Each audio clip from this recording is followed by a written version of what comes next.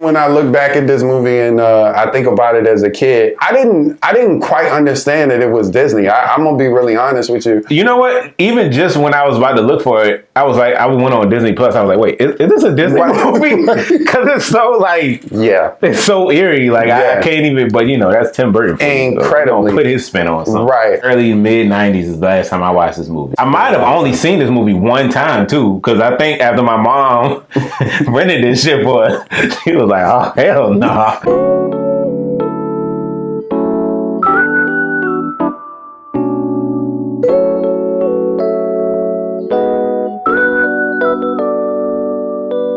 Hey, what's going on, folks? Welcome back to Cinecism. I'm Eric. It's your boy Dante, man, and today we're going to be doing a review on the classic movie, A Nightmare Before Christmas. This is a Disney, Tim Burton collab, which that's just an interesting combination to even begin with. But this movie is about a character by the name of Jack Skellington. I guess they live in this world where it's divided by like different holidays. They live in the Halloween town section or whatever. And that's all they really know is this, like their world in town. You know, every year they put on this Halloween event. It's always a success because of him. But I guess Jack Skellington is kind of growing tired of doing the same thing over and over every year. And he kind of wants to experience something new. I guess he randomly ventures off into the forest of holidays. I don't know what that area is called. He discovers another town, it's like Christmas Town, which is a much more friendly and vibrant and just fun looking town in comparison to his. He basically wants to bring the elements of Christmas into his town so that the townspeople can experience that. Then he tries to completely takes the holiday. Honestly, this movie took a turn because it started with him wanting to share Christmas with his community because it was something new that he discovered, and turned into this complete, it was like an Ocean's 11 type. It was a hostage situation. They just kidnapping. Right, right. Yo, run me that Christmas, bro. So you got Jack. Is his title King of Halloween? Listen, is he the king? Do he have any official title in this town? It just seemed like he that dude. He like an influencer or something like that. That's why I was like, why is the mayor asking him for advice? Like, you're the mayor. Well, yeah. This mayor was in shambles. He didn't know what to do with Jack went around. He had a panic attack and was just laying there. He was not fit for office. He would freak out. His whole head changed. Bro, that white one.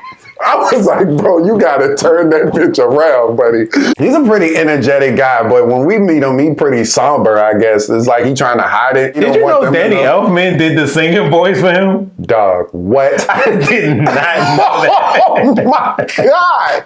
Somebody else actually did the talking voice, but Danny Elfman himself did the singing. I never knew that. That's crazy. Yeah, Jack we're gonna just call him the king of Halloween Town. He's the guy that everybody looks up to. He's definitely the most charismatic, the most influential when it comes to a lot of these scares, and I think he's probably the best at what he does. But like we mentioned, he's reached the point in his life where I guess he's in a rut. He's tired of doing the same old, and he need a change. And he stumbled onto that Christmas Town, and it just kind of it's like invigorating him. And now he got this new lease on life. What else about Jack? He kind of trash, right? He fun, he cool, but he ain't like somebody that you want to depend on. Right. You can't talk to him about nothing. He ain't that friend. Let's talk about Sally. Poor Sally. What a freak. Yeah. Sally is like a creation of this evil doctor who has this super creepy crush on Jack, and she like stalks him a little bit. She basically wants to be free of her creator's control. I don't know, man. I don't know what the hell she's trying to do. I know she don't want to be there. Yeah, right. I don't know much else than that. Falling apart and shit. Yeah. Putting herself back together. She gonna mix up a concoction, but I'll tell you that. The shit that had me so weak, she kept poisoning this man, but he kept requesting her to make his soup. You poisoned me 3 times. But then in the next scene, he like, yes, is my soup ready? Like, bro, you still trust her to make your food? Like, what do you... Yeah. She was in there making corn liquor, man. Right? cauldron. I always thought her design was actually pretty cool, though. I don't know, man. Walking away from this movie this time, I think Sally might be my favorite character. Oh, really? Yeah. I think she was probably the most relatable, at least in a sense. I kind of identify more with her story than anybody else's. Yeah, I mean, I guess based on what you got to choose from. Right. I couldn't that. identify with the jazz band with the nigga with the gums for a face. Listen, man, that man's face was crazy. Why he had a beat? Every time he talked, I was like, ew. Yeah, right. It was just so gross looking. He was like, and this is saying a lot. He was one of the ugliest people in the movie. He was a human, looked like some kind of variety of sorts. I don't know, man, but just aesthetically, this movie, it's ugly but beautiful simultaneously. It's like, it's so off-putting and just dark and gloomy looking, man. It's crazy. The transition from that into the real world and see like such a high contrast between the two, it was cool, man, just to see how normal and colorful everything looked in the real world and in the Christmas world. This movie is iconic for a lot of reasons, but one of the main reasons is because of the look. And like you said, even in that, they did a great job of separating the worlds. You know what I'm saying? Every place kind of had its own identity. In a movie with so many characters, a lot of these side characters had a lot of identity too and personality, even though they were very unique. Yeah, exactly. We don't get to know them, but not one character in here looked the same. Like they all look very distinguishable. Now, how you felt about that is probably going to vary. I appreciated that looking back on it. Even when they went to the human world and seeing some of the kids and, you know, the different places. Yeah, man.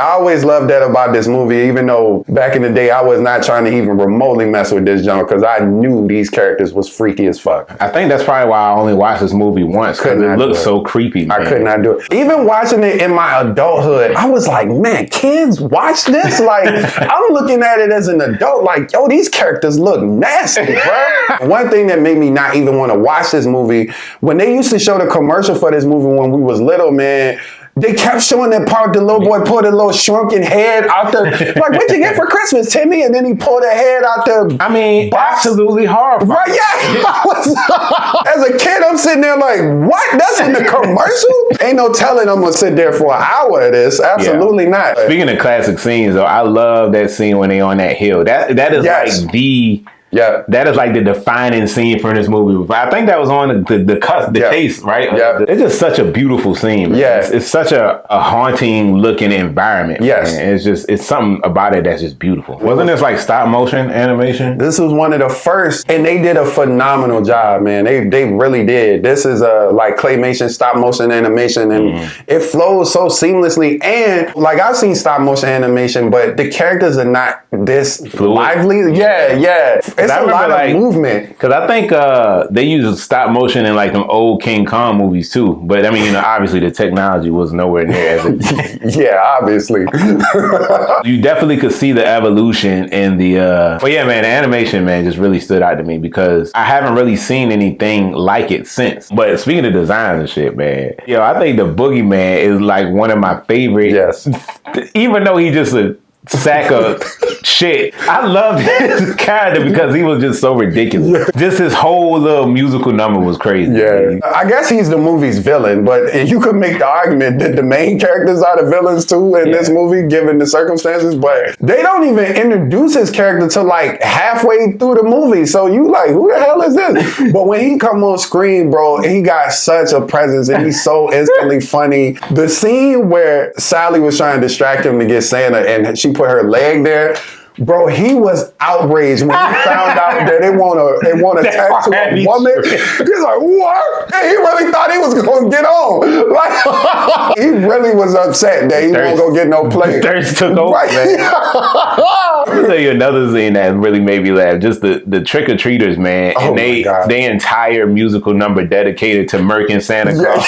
Just had me tripping. Them kids, oh my God. They are some of the best characters in this movie, bro. Yeah. They are so funny, man. When they went in of badass kids. Oh my God. Oh man, yo, when Jack was in the real world and they was attacking his sled. Oh yeah. Boy, they were trying to kill that man. He was like, they're doing fireworks. But he said they're trying to hit. That shit got crazy. Like, he ruined the city and just left. He came back like, hey yo, Santa, I think they need you out there. That was one of my favorite scenes of this movie, man. I even thinking back on it, I was like, man, that whole part where they was delivering them, I guess the monsters, I guess would be the best way to say, disguised as presents. Yeah. He genuinely thought he was doing the holiday right. That's what made it funny. He wasn't trying to be menacing. Like, bro, did you do any research? Right, yeah, that's what I'm talking like, bro. All them books you read. Yeah, he was Christmas. up there for like a week. The shit had me weak when he was doing like math equations about Christmas. I said, oh, this nigga's a dumbass. Like, what? You know what else is interesting? And I haven't seen this movie in a very, very long time. I didn't remember that this movie is basically a musical. Disney movies have music, don't get me wrong, but there is very little actual dialogue that is not singing. It's like mostly everything is a song. And I was like, man, I didn't remember that this movie was pretty much structured the same way that a musical would be. I think about like the third song. I was like, oh, okay. Yeah. This is what we doing. Yeah. They came very frequently. And that's when I started to catch on. I was like, oh, okay. Just times were different, man. I don't see this movie being made today being targeted towards children. Absolutely. I can't think of anything even remotely comparable to this that's released today.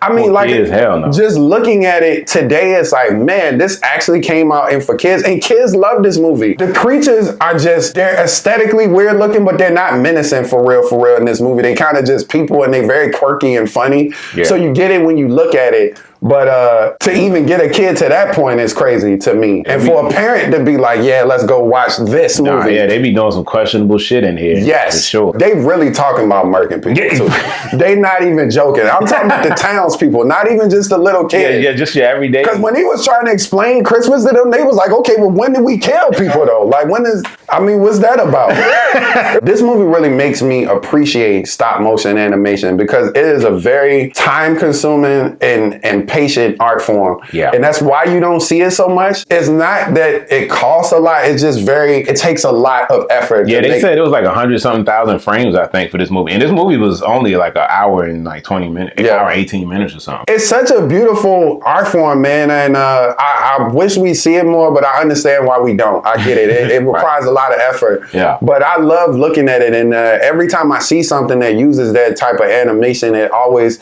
leaves a lasting impression. I guess the last thing I'll say is that, bro, why is Jack and Sally an iconic couple? Are they?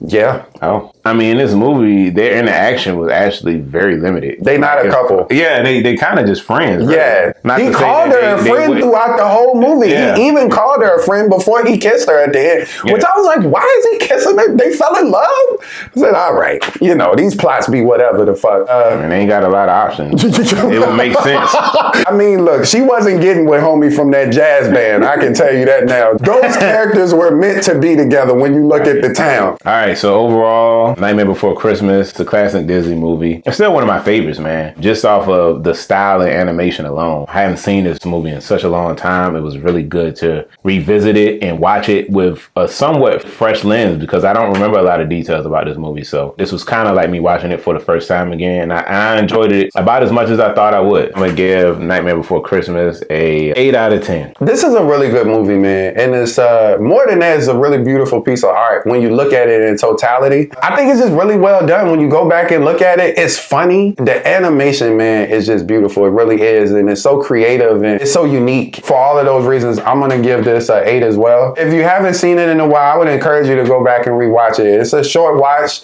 but it's very fun, man. It's very enjoyable. And if not for nothing else, it's just really fun to look at. Thanks for tuning in to our review of Nightmare Before Christmas. Hope y'all enjoyed it. As always, don't forget to like, share, and subscribe to our channel. And if you have anything that you want to suggest for us to review, you can drop a comment below. I forgot to mention that this was a throwback review, but you know, they gonna see that.